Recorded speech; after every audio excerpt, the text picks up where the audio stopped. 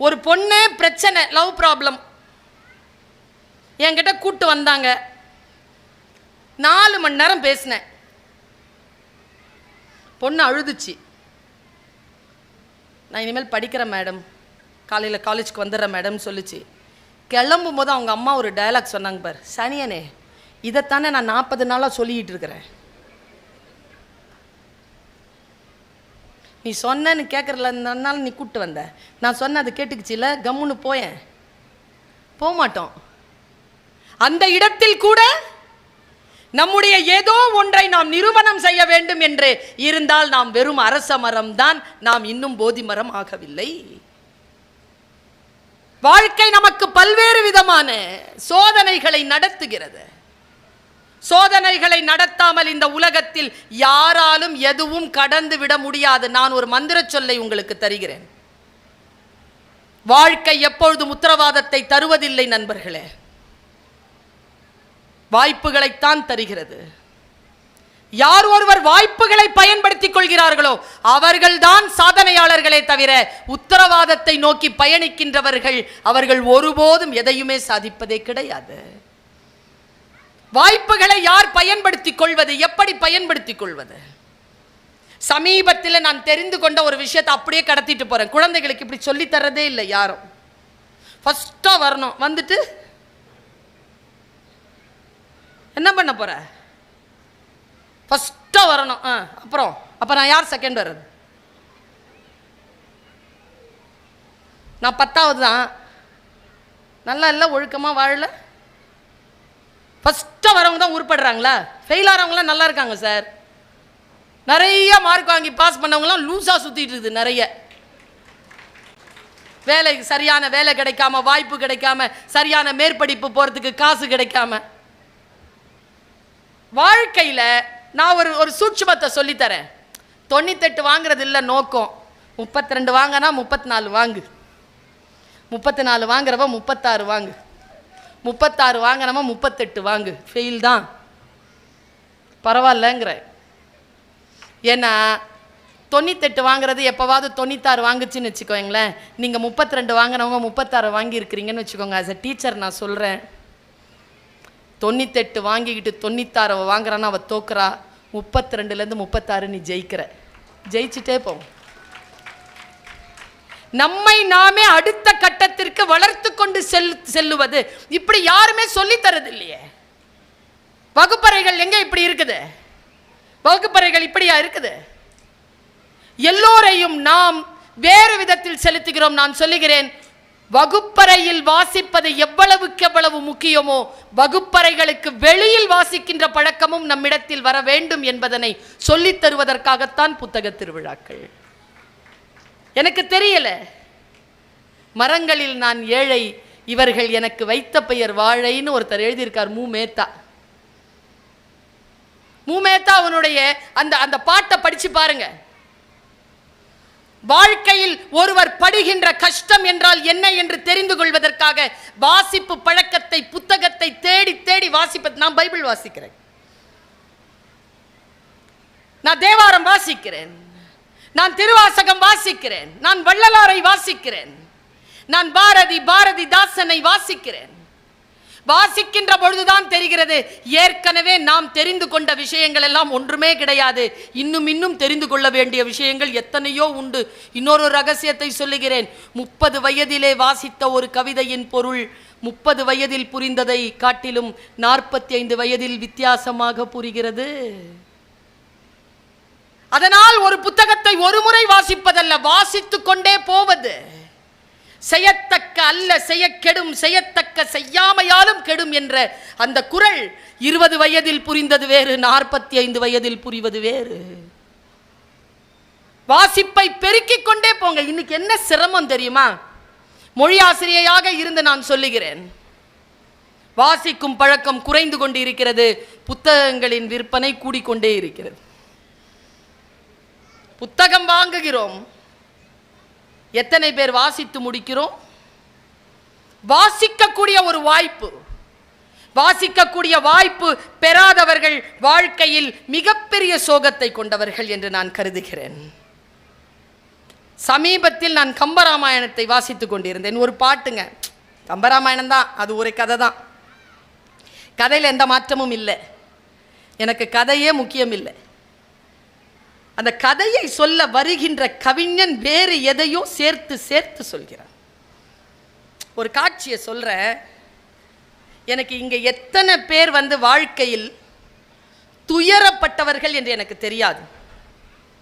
துயரப்பட்டதனாலேயே மற்றவர்களுடைய வாழ்க்கையை துயரம் தந்து கொண்டிருக்கிறவர்கள் எத்தனை பேர் என்ன தெரியாது.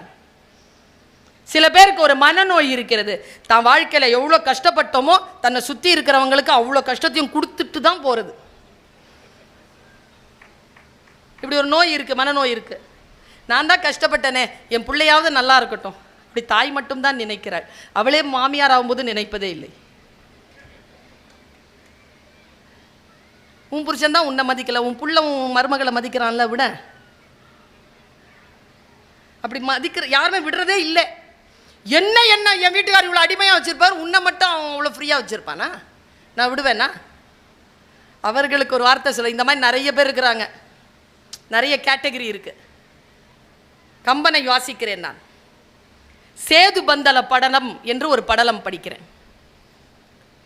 ராமன் குரங்கு கூட்டங்களை வைத்துக்கொண்டு பாலம் அமைக்கிற காட்சி. சாதாரண காட்சி தான், அது ஒரு மெட்டாஃபிசிக்ஸ் தான் வச்சுக்கோங்களேன், சூப்பர் நேச்சுரல் அப்படின்னு வச்சுக்கோங்க. ஆனால் அது இருக்குங்கிறாங்க, சில பேர் இல்லைங்கிறாங்க. நீங்கள் நடந்ததா நடக்கலையான்லாம் விட்டுடுங்க. எப்பொருள் யார் யார் வாய் கேட்பினும் மெய்ப்பொருள் காண்பதறிவு. எப்பொருள் எத்தன்மை தாயினும் அப்பொருள். ஒரு வார்த்தை சொல்கிறான், ஒரு குழந்தை சொல்லுது, அப்பா இந்த டிரைவரோட என்னை அனுப்பாதீங்கப்பா, முடிஞ்சு போச்சு, அவ்வளோதான். சொல் எனக்கு புரிந்து போகிறது. அப்படி புரிந்து கொள்வதற்காக சொல்லுகிறேன். மலையை எடுத்து கடல்ல வீசுறாங்க, இதுதான் காட்சி. மலையை புடுங்கும் பொழுது மலை நிறைய பூக்களாலும் வாசனை திரவியங்களாலும் வைர வைடூரியங்களாலும் நிரம்பி இருக்கு. நிரம்பி இருக்கக்கூடிய அந்த மலையை புடுங்கி எடுத்து கடல்ல வீசுறாங்க, இதுதான் காட்சி. இப்படி வீசினார்கள்.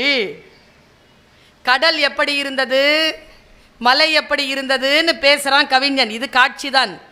புலால் நாற்றம் வீசக்கூடிய கடல், மீன்கள் நிறைந்து புலால் நாற்றம் வீசக்கூடிய கடலில் வாசனை திரவியங்களும் மலர்களும் நிறைந்த மலைகள் சென்று பிடுங்கி எரியப்பட்டன. இவ்வளவுதான் கவிதை. கடைசியா ஒரு வார்த்தை சொன்னான் பாருங்களேன் கவிஞன். அந்த கடலின் துர்நாற்றத்தை, பிடுங்கி எரியப்பட்ட மலை தன்னிலிருந்து புறப்பட்டு சென்ற மலர்களாலும் வாசனை திரவியங்களாலும் தேனின் சொரிதலாலும் அந்த கடலை வாசனை திரவியமாக்கி வண்ணமயப்படுத்தியதுன்னு எழுதுறான். பிடுங்கி போடப்பட்ட மலைதான், வாழ்க்கை இழந்த மலைதான். மலை அங்க போய் வாழ போறது இல்லை. பிடுங்கி எரியப்பட்டாலும் நன்றாக வாழ்ந்தவர்கள் தன் சமூகத்தையும் குடும்ப நலத்தையும் காப்பது போல் அந்த மலை அந்த கடலின் நலனை காத்ததுன்னு எழுதுறாங்க. அவன் கடைசியா சொல்ல வந்தது வேறு ஏதோ, சொல்லி போவது வேறு ஏதோ. வாழ்க்கை நமக்கு இப்படித்தான் பாடங்களை சொல்லித் தருகிறது. வாசிக்கக்கூடிய மனப்பான்மை நமக்கு இருக்க வேண்டுமே. நான் சொல்றேன்ல, ஜாதி நிறைய இருக்கு. இன்னைக்கு கூட அது பிரச்சனை பேசப்பட்டு இருக்கு. அவ்வை என்ன சொல்றா, எவ்வளவு ஜாதி இருக்குங்கிறா? அவ்வை எவ்வளவு ஜாதி இருக்குங்கிறா? என்ன ஜாதி? ஆண் ஜாதி பெண் ஜாதி, அப்படித்தானே? நமக்கு என்ன சிக்கல் தெரியுமா? இப்போ ஓடி விளையாடு பாப்பா பாடுங்களேன். ஓடி விளையாடு பாப்பா, நீ ஓய்ந்திருக்கலாகாது பாப்பா, கூடி விளையாடு பாப்பா, ஒரு குழந்தை. அப்புறம் காலை எழுந்தவுடன் படிப்பு, பின்பு கனிவு கொடுக்கும் நல்ல பாட்டு, மாலை முழுவதும் விளையாட்டு, பின் வழக்கு. அப்புறம் அப்படியே தேஞ்சிரும். கொஞ்சம் கொஞ்சம் தான் தெரியும். ஜாதி இரண்டொழிய வேறு இல்லை என்று சொன்னது ஒன்று. ஆண் ஜாதி பெண் ஜாதி என்று எப்படி தெரியுமா சொல்லிட்டாங்க? அடுத்த வரி படிக்காதவங்க சொல்லிட்டாங்க, நல்வழியில் வருது. சூப்பரா சொல்றா ஔவை. ஔவை என்றால் என்ன பொருள் என்றால் ஆதி பெண்ணு பொருள். பெண் சிந்தனை எப்படி இருக்கு பாருங்க. ரெண்டே ஜாதி தான்டா இந்த உலகத்துல. தமிழன் சொல்லுவது ரெண்டே ஜாதி தான். ஒன்னு கொடுக்கறவன், ஒன்னு வாங்கி சாப்பிட்றவன். இட்டார் பெரியோர் இடாதார் இழிகுலத்தோர் ஜாதி இரண்டொழிய வேறு இல்லை. ஆண் ஜாதி பெண் ஜாதி கிடையாது. அது பன்னெடும் காலமாக சொல்லப்பட்டு வந்து கொண்டிருக்கக்கூடிய ஒன்றின் பின்னால் ஓடாமல் நின்று நிலைத்து தேடி தெளிகின்ற பொழுது இன்னும் இன்னுமான விஷயங்கள் கிடைக்கிறது இல்லையா? அதற்கு பெயர் ஞானம். பல நேரங்கள்ல எல்லாம் மேல இருக்கிறவன் பார்த்துப்பான். எல்லாம் மேல இருக்கிறவன் எப்படி பார்த்துப்பான்? நீயும் தான் உழைக்கணும். எல்லாம் அவனே பார்த்துக்க முடியாது.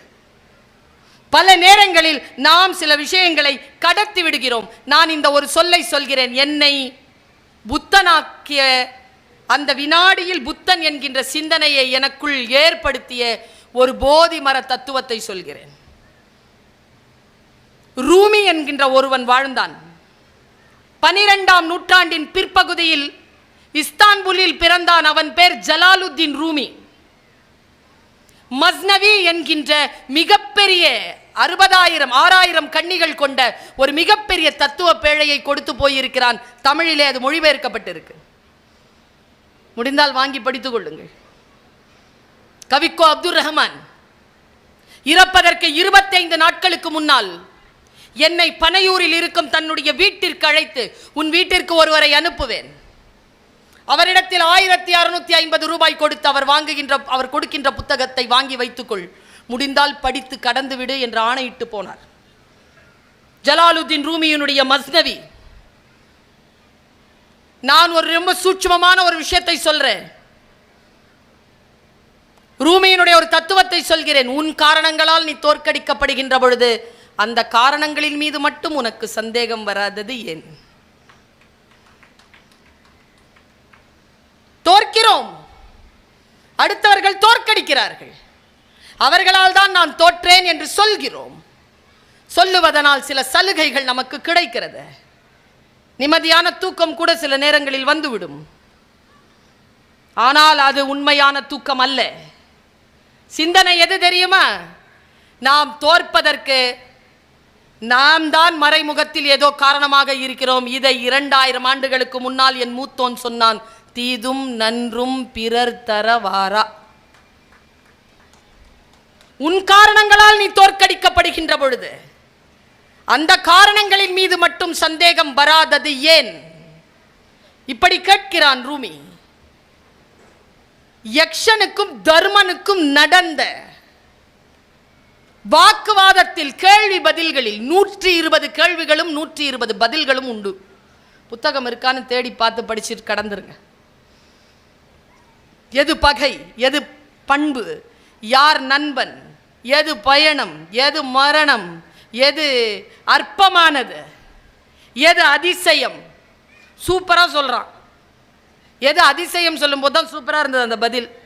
டெய்லி சாவை பார்த்தாலும் தான் சாவவே மாட்டோம்னு நினைக்கிறானே இந்த மனுஷன் வந்து அதிகமான அதிசயம்ன்றான் தர்ம.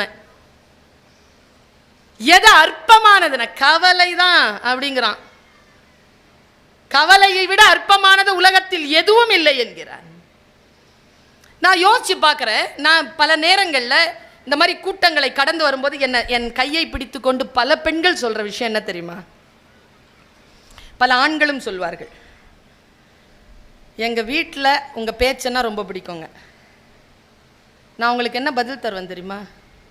என் பேச்சு உங்க வீட்டில் பிடிக்கும்னா அது உங்களுக்கு நல்லது. இப்படிதான் பதில் சொல்றேன். பெண்கள் என்ன தெரியுமா சொல்றாங்க? என் மனவலி அது சொல்லிடுறேன், இங்க யார்கிட்டையும் சொன்னதில்லை, இன்னைக்கு சொல்லிடுறேன். உங்க பேச்சு கேட்காம நான் தூங்குறதே இல்லைங்க. இருக்கிறீங்களா? இங்கேயே இருக்கிறீங்க தானே? உங்க பேச்சை பல நேரங்களில் மண்டையும் கொடாஞ்சதுங்க அண்ணா. எனக்கு தூங்கவா பேசுறேன், என் பேச்சை கேட்டு எப்படி உனக்கு தூக்கம் வருது? ரொம்ப மண்டை குழப்பம் எனக்கு. இந்த மண்டை குழப்பத்தில் ஒரு நாள் என் தோழி ஒரு செய்தி அனுப்பி இருந்தாங்க. அடடடடா, இதான் நான் நடக்குது, இதான் நான் ரசாயனம், இதான் நான் ரசவாதம்னு தெரிஞ்சுக்கிட்டேன். என்ன தெரியுமா அந்த தோழி சொல்லியிருந்தா? நீ ஆத்மார்த்தமாக பேசுகிறாய், உனக்கு தெரியுமா, உனக்கே தெரியாத ஒன்றை சொல்கிறேன், உன்னுடைய பேச்சுக்கள் எங்களை போன்ற பல பெண்களுக்கு தூக்க மாத்திரை. ஏன் தெரியுமா? இந்த உலகத்தினால் தோற்கடிக்கப்பட்டு காயப்படுத்தப்பட்டு இந்த உலகத்தை சந்திக்கவே முடியாது உன்னால் என்று மனம் நொந்து தூக்கம் கலைந்து இருக்கின்ற பொழுது, உன்னால் முடியும், உன்னால் மட்டுமே முடியும், நாளை விடியும் பார், எழுந்திரு என்று நீ சொல்லுகின்ற பொழுது நான் மன அமைதி காண்கிறேன், ஆழமாக தூங்கி விடுகிறேன், அடுத்த விடியலுக்கு காத்திருக்கிறேன்னு சொன்னேன். இப்போ புரிதல் வித்தியாசப்படுகின்ற பொழுது அது போதி மரமாகிறதா இல்லையா? ஏற்கனவே ஒரு விஷயம் நிகழ்கின்ற பொழுது, நிகழ்துதலிலே நாம் இருக்கின்ற பொழுது, ஒன்றிலிருந்து இன்னொன்று மாறுபடுகின்ற பொழுது ஒரு வித்தியாசம் நிகழுது. நான் 2 விஷயத்தை சொல்றேன். சமீபத்தில் ஒரு படம் பார்த்தேன். இந்த காட்டில் எந்த மூங்கில் புல்லாங்குழல். இப்போ நான் சொல்ற மாதிரியான ஸ்மார்ட் இங்கில் எத்தனை பேர் இருக்கிறீங்கன்னு எனக்கு தெரியாது. ஏனென்றால் ஏற்கனவே சொல்லப்பட்ட விஷயங்களைத்தான் மண்டையில் நிறைச்சி வச்சிருக்கோம். புதுசா சிந்திக்கிறதே இல்லை, சிந்திக்கிறதுக்கு அவ்வளோ பயம், பாதுகாப்பு இன்மை. குஞ்சன் சக்சேனான்னு ஒரு படம் பார்த்தேன். நம்ம எல்லாருமே படம் பார்க்குறோம் தானே? நமக்கு ஒரு விஷயம் தெரில, என்ன தெரியுமா? எந்த படம் பார்க்கறதுன்னு நமக்கு தெரில, சத்தியமாக தெரில. சில படம் பார்க்கவே படாது, அதெல்லாம் பார்த்துடுறோம். ரொம்ப முனைப்பா பார்த்துடுறோம், ஸ்ட்ரெஸ்ஸு. குஞ்சன் சக்சேனான்னு ஒரு படம். வானத்தில் முதலில் பறந்த இந்திய விமானப்படையை சார்ந்த ஒரு பெண், அவ பேர் குஞ்சன் சக்சேனா. ஸ்ரீதேவி மேடத்துடைய பொண்ணு நடிச்சிருக்காங்க, ஜான்வி. ரொம்ப நல்லா நடிச்சிருக்காங்க. அது ஒரு டாக்குமெண்ட்ரி ஃபில்ம், ஹிந்தி ஃபில்ம். கீழே சப்டைட்டிலோட நீங்க பார்க்கலாம். ஒரு 2.5 மணி நேரம் படம். ரொம்ப குண்டா இருக்கா அந்த பொண்ணு, ட்ரை பண்ணுறா, நாம் பறக்கணும் அப்படின்றா, போகிறா வர, அந்த ஸ்ட்ரகிள்லாம் நிறைய இருக்குது. கடைசியாக ரிஜெக்ட் பண்ணப்படுறா, மறுபடியும் வெயிட்டை குறைக்கிறா, போகிறா, ஜாயின் பண்ணிட்டா. இப்போ கிளைமேக்ஸ் பாருங்கள். இங்கே யாராவது அப்படி ஸ்மார்ட்டாக இருக்கிறீங்களா? இல்லை தகப்பன்மார்களே, தாய்மார்களே, உங்கள் குழந்தைக்கு இந்த ஸ்மார்ட்னஸை சொல்லி தரீங்களா? வெறி இருந்துச்சுன்னு வச்சுக்கோங்களேன். 5 விஷயம் சொல்கிறேன். சாதிக்கணுங்கிற வெறி இருக்கணும், வரையறுக்கப்பட்ட இலக்கு இருக்கணும். எல்லாம் சாதிச்சிட முடியாது. வரையறுக்கப்பட்ட இலக்கு இருக்கணும், எல்லாத்தையும் மாற்றி சிந்திக்கின்ற அந்த மனப்பான்மை இருக்கணும், விளைவுகளுக்கு பொறுப்பெடுத்துக் கொள்ளணும், தன்னம்பிக்கை இருக்கணும். இந்த 5 மேட்டர் இருந்துச்சுன்னா இந்த ஸ்மார்ட்னஸ் வரும். இந்த 5 விஷயம் இருக்கா? நம்மை பார்த்து நம் பிள்ளைகள் வளர்கிறார்கள், நம் சொல் கேட்டு வளர்வதே இல்லை. நம்ம பார்க்குது, இப்படி பார்த்து தான் வளருது. அவ கடைசியா செலக்ட் ஆயிட்டாங்க. 4 பேர் செலக்ட் ஆறாங்க. 4 பேர்ல 2 பேருக்கு தான் வாய்ப்பு. 4வது மாடிக்கு பயிற்சி கூட்டு போறான். 4வது மாடியில் வெளியில இவங்க எல்லாம் உட்கார்ந்துருக்காங்க. ஒன்னொன்னா வெளியில வருது. அதுல ஸ்மார்ட்டான ஒரு பொண்ணு, இவ தான் ஜெயிப்பா, இவ தான் த ஃபர்ஸ்ட் லேடி அப்படின்னு பேர் போடுற ஒரு பொண்ணு. அவ போறாங்க உள்ள. குஞ்சன் சக்சேனா உட்காந்துருக்கா. எல்லா டீச்சர்கிட்டையும் திட்டு வாங்குற பொண்ணு உட்காந்துருக்கா. முயற்சி செஞ்சு தோப்பா, முயற்சி செஞ்சு ஜெயிப்பா, தோப்பா, முயற்சி செஞ்சு ஜெயிப்பா, அந்த மாதிரியான பொண்ணு. இந்த ஃபஸ்ட்டு ஜெயிச்சுட்டே வந்துடுறாங்கல்ல, லைஃப் கஷ்டம் அவங்களுக்கு. தோத்து ஜெயிச்சு தோத்து ஜெயிச்சு தோத்து ஜெயிச்சு வராங்களா, அவங்கள தோக்கடிக்கவே முடியாது. நீங்கள் ஒரு லெவலில் வந்து நின்றுடுவாங்க.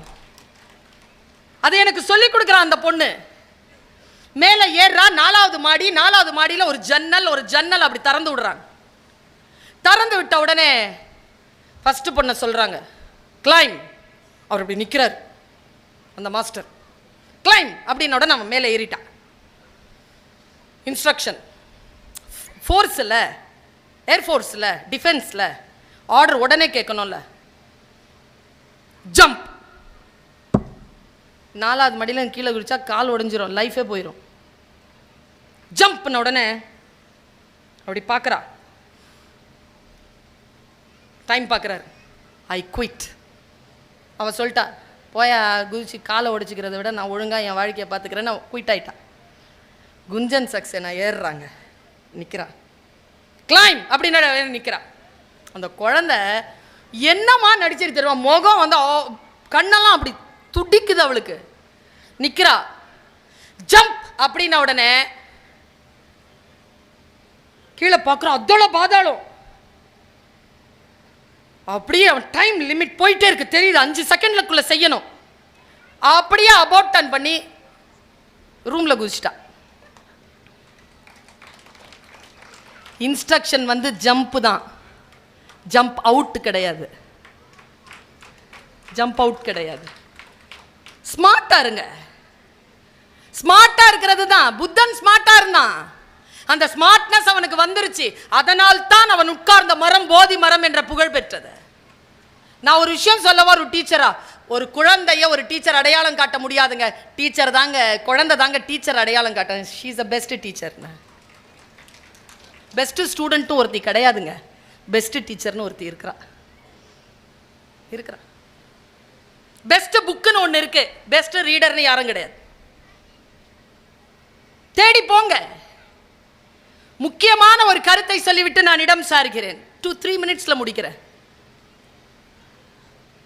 உங்கள் மனதிலே சில வெளிச்சங்களை பாய்ச்ச வேண்டும் என்பதற்காக பேச வருபவள் நான். இந்த பேச்சு கேட்பதற்கு முன்னால் உங்கள் மனநிலையில் இருந்து சற்றேனும் மாறுபட்ட உங்களுடைய வாழ்க்கையில் ஏதோ ஒரு சில மாற்றம், அத்தனை பேரும் இல்லை, யாரோ ஒருத்தர், என் வரவு வெற்றி. ஒருத்தர் தான் என் இலக்கு, ஒருத்தர் தான். இப்போ ஆகஸ்ட் மாதம் 23ஆம் தேதி ஏதோ ஒன்று நடந்தது. என்ன நடந்தது? Very good. எனக்கு ரொம்ப சந்தோஷங்க. 23ஆம் தேதி ஆகஸ்ட் மாதம் 2023ஆவது வருஷம், சந்திராயன் 3 சாயந்தரம் 6:03க்கு 3ல் போய் இறங்குச்சு. கரெக்டா? கரெக்டா? எனக்கு ரொம்ப சந்தோஷம். ஒரு செய்தியை சொல்ற பாருங்க. கோயம்புத்தூரில் ஒரு பிரியாணி கடை பாய் 6 மணிக்கு கொண்டாந்து பிரியாணியை வச்சுட்டாரு விற்பனைக்கு. 6:03க்கு சூடாக தேக்ஷாவை திறந்தாரு. செய்தி வந்துருச்சு, தென்துருவத்தில் சந்திராயன் போய் இறங்குச்சின்னு. 300 பொட்டலத்தையும் ஃப்ரீயாக டிஸ்ட்ரிபியூட் பண்ணிட்டாரு. எவ்வளோ சந்தோஷம் இல்லை? நம்ம நாடுங்க. வீரமுத்துவேல் தமிழன், இஸ்ரோவின் இயக்குனர். சாதிச்சோமா இல்லையா? தென்துருவத்தில் போய் அப்படி வச்சோமா இல்லையா? அதை பற்றிய ஒரு வரலாறு சொல்லிட்டு போறேன் பாருங்க. முனை முகத்து நில் என்கிறான் பாரதி, முனை முகத்து நில்லேல் என்கிறாள் ஔவை. யார் சொல்ல கேட்டுக்கணும்னு முடிவு பண்ணிக்கோங்க. இப்போ ரோட்ல இறங்குறீங்க, ஃபர்ஸ்ட் வந்துடணும்னு நீ ரோட்ல வண்டி ஓட்ட முடியாது, உனக்கு முன்னால் ஒருத்தன் ஓடிக்கிட்டு தான் இருப்பான். சரியா? அங்கெல்லாம் முந்திட்டு நிற்க முடியாது, பார்த்து தான் போகணும். நான் ஒரு வரலாறு சொல்கிறேன், இது உங்களுக்கு ரொம்ப உதவியாக இருக்கும், அதனால் சொல்கிறேன். முதல்ல ஒரு விண்கலம் போச்சா சந்திரனுக்கு? சந்திரனுடைய நிலத்தில் முதல்ல கால் வச்சது யாரு? சொல்லுங்க. தான் எல்லாருக்கும் தெரியுமே.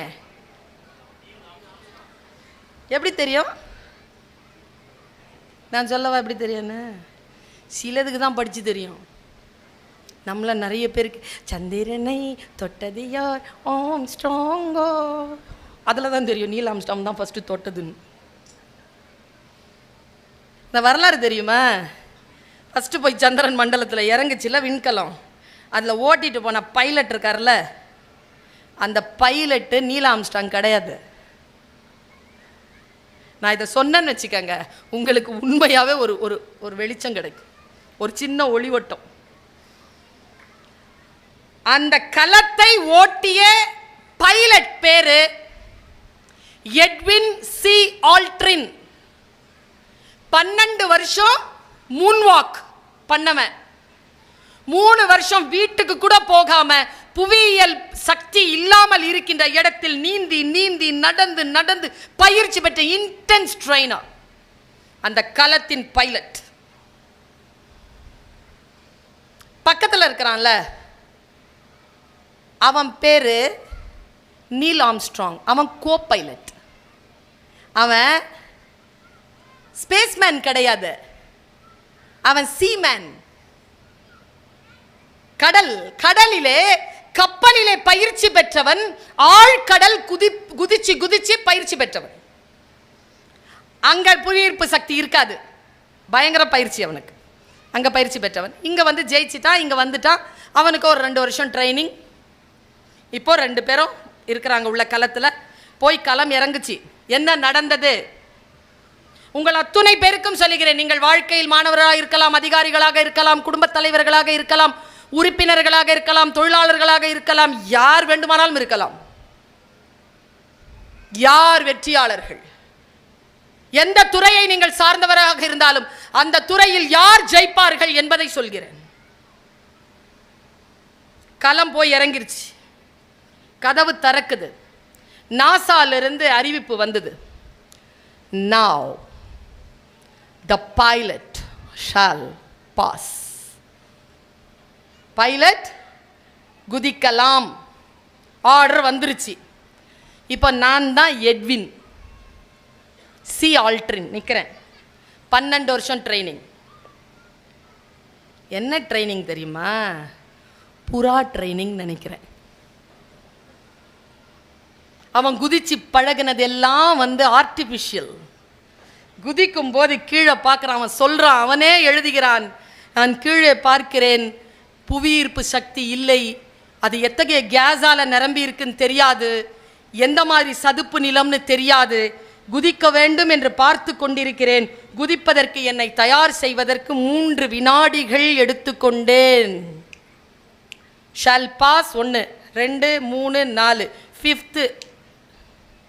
Now the co-pilot shall pass. அப்படியே குதிச்சிட்டான் நீல் ஆம்ஸ்ட்ராங். உடனடியாக அந்த விஷயத்தை முழுமையான தியானமும் அறிவும் கொண்டு கீழே கால் வச்சான் பாருங்க. கால் பதித்தவன் வரலாற்றிலே இடம் கொண்டான். கொஞ்சம் நின்று பிந்தி யோசித்தவன் வரலாற்றில் அவன் பெயரே தெரியவில்லை என்பதாக பின்னுக்கு தள்ளப்பட்டான். முந்திக் கொள்கிறீர்களா? எந்த வேலையை நீங்கள் தொடங்கினாலும் அந்த வேலையை சிறப்பாக செய்வது அல்ல முக்கியம், முற்றுமாக சிறப்பாக செய்வது முக்கியம். முற்றுமாக சிறப்பாக செய்கிறீர்களா? உங்கள் போதி மரத்தில் உட்கார்ந்து கொண்டு நீங்கள் பெறுகின்ற ஞானம் போல் 2 வார்த்தையை சொல்லி நான் நிறைவு செய்கிறேன். Stay fit, medically and legally. சட்டப்பூர்வமாகவும் மருத்துவ ரீதியாகவும் ஃபிட்டா இருங்க. இந்த ஃபிட்னஸ் தான் உங்களை அடுத்த கட்டத்திற்கு எடுத்து செல்லும். யாரோ ஒருவன் தொட்ட சிகரத்தை தொடுவதல்ல சிகரம் தொடுவது. உங்கள் உயரத்தின் எல்லையை தொடுகிறீர்களா? நீங்கள் சிகரம் தொட்டவர்கள். யாரையும் பார்த்து நடிக்க வேண்டாம், யாரையும் பார்த்து பின்பற்ற வேண்டாம். புரிந்து கொள்ளுங்கள், படித்துக் கொள்ளுங்கள், ஞானத்தை பெருக்கிக் கொள்ளுங்கள். நான் ஒரு ஆங்கிலத்தில் ஓஷோ சொல்லுவார், nobody is inferior, nobody is superior, nobody is equal either. Humans are incomparable. You are you and I am I என்று சொல்லுவார். You are you and I am I. Don't compare yourself with anybody. It's a greatest insult for your own என்கிறான் Hitler. எப்பொருள் யார் யார் வாய் கேட்பினும் அப்பொருளை மெய்ப்பொருள் காணுங்கள், அமைதி காணுங்கள். காலத்தை வெல்ல முடியாது, கடந்து போகின்ற பொழுது சமாதானம் செய்து கொள்ளுங்கள். காலமே இரவு, காலமே பகல் என்றார் என் தகப்பனார். நம்மை நாமே புரிந்து கொள்ள வேண்டும் என்றால் நமக்கு சில உதவிகள் தேவை. அந்த உதவிகளாகத்தான் இந்த புத்தகங்கள் விரித்து வைக்கப்பட்டு காத்து கொண்டிருக்கின்றன. சிறப்பானவர்கள் அதை தேடி அடைகிறார்கள். வாருங்கள், அடுத்த முறை நான் சந்திக்கின்ற பொழுது நீங்கள் உங்கள் ஞானத்தையும் நான் பெற்ற என் ஞானத்தையும் பகிர்ந்து கொள்ளக்கூடிய வினாடியாக அது நிகழட்டும் என்ற ஒரு பிரார்த்தனையோடு உங்கள் அத்துணை பேரிடம் இருந்தும் விடை பெறுகிறேன். நன்றி, வணக்கம்.